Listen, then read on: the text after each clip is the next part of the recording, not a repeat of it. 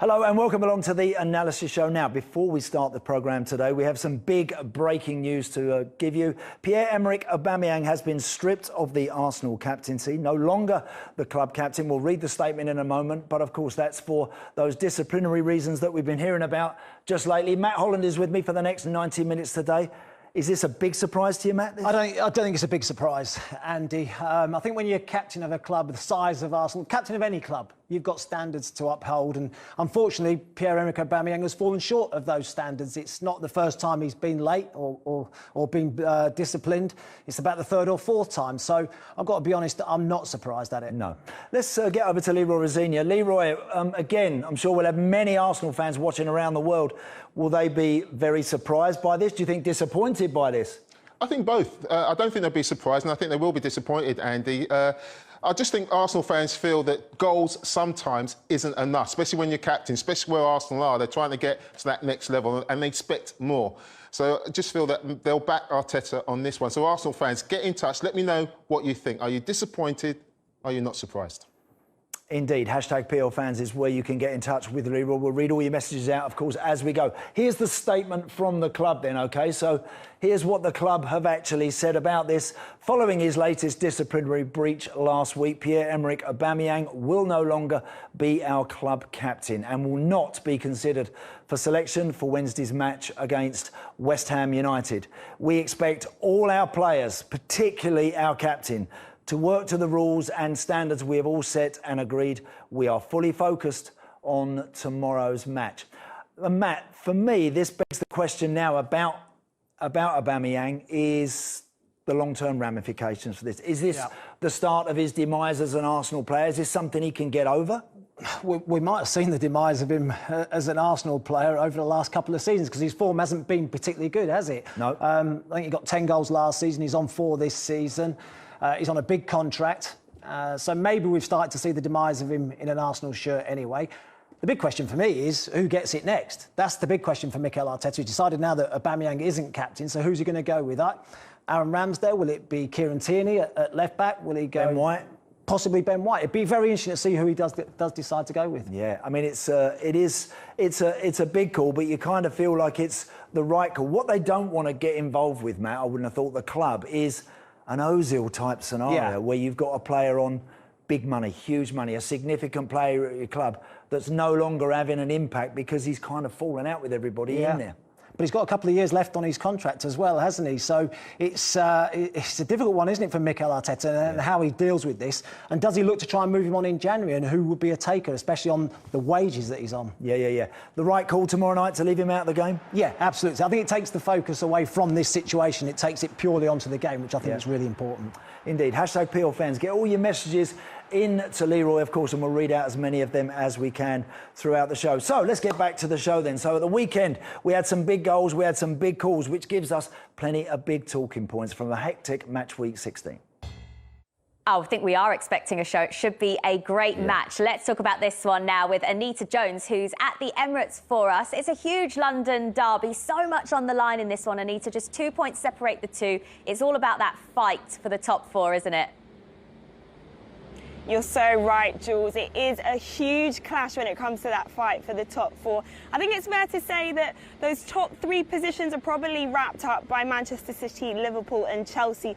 But that last Champions League spot that everyone wants still looks up for grabs. So as you mentioned, West Ham and Arsenal are separated by just 2 points.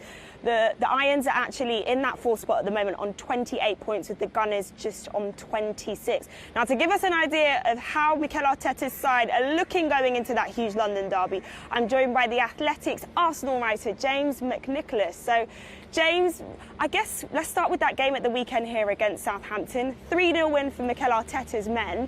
You've got to say, it was probably a much-needed win, giving those 2 losses beforehand against Everton and then Manchester United. Yeah, in some respects, it was exactly what the doctor ordered. I mean, those defeats were really disappointing. And I think you could see in Arsenal's performance that there was a lack of confidence in the early stages of that game. But they scored a fantastic goal, playing out from the back, brilliant finish from Lacazette. And from that moment on, they really pushed on and dominated. And the second half in particular, they looked really strong. So they're in much better shape heading into this West Ham game.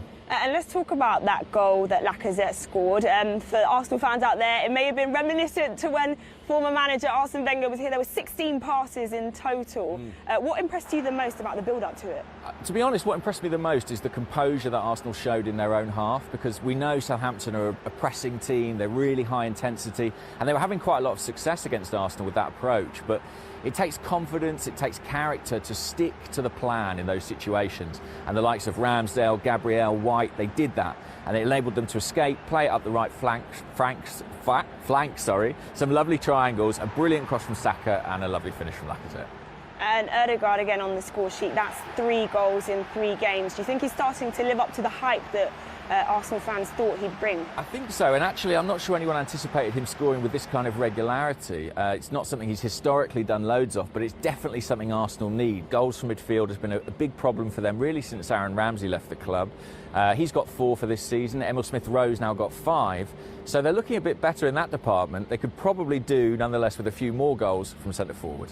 Right, I'm glad you mentioned centre forward, because the huge story going into that game was that captain Pierre-Emerick Aubameyang wasn't in the match day squad. Now, you've actually written an article about this. Would you mind just giving our viewers kind of the sequence of events that led him to being dropped? Yeah, no problem at all. So Aubameyang was given some time off by the club last week to go and visit his mother in France, and his intention was to bring her back with him to the UK.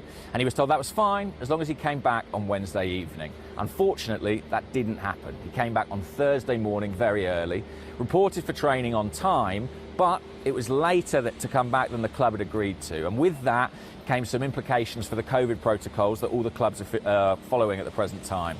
So the club were unhappy and he was sanctioned. Arteta came out and said it was a breach of discipline. And that was the situation. He was left out of the squad. He didn't actually train on the Friday with the squad before the game. He was at home working on fitness alone. Sunday, nobody from the first team trained. So we're still waiting to find out what the situation is right now. I guess we'll be looking at that team sheet tomorrow. Talking about tomorrow, of course, Arsenal welcome West Ham here. Huge London derby, probably more important than it has been in recent seasons. How do you see that game going? Because Mikel Arteta wanted the Emirates to become a fortress. They've won 6 out of a possible 8 games. Yeah, I don't know if you would have foreseen a few years ago Arsenal versus West Ham being such a pivotal fixture in the calendar for both these teams. I think that's big credit to West Ham and maybe less credit to Arsenal in that respect, but it is massive. You know, those games, particularly that game against Manchester United, was a real opportunity for Arsenal to kind of consolidate their position among those teams competing for European places. That 4th Champions League spot, as you said earlier, looks like it could be up for grabs. West Ham are staking a great claim. If Arsenal can beat them and go above them in the league on Wednesday, they've got to be placed in that mix too. And given how they started the season, that will feel like significant progress. OK, well, James, thank you so much.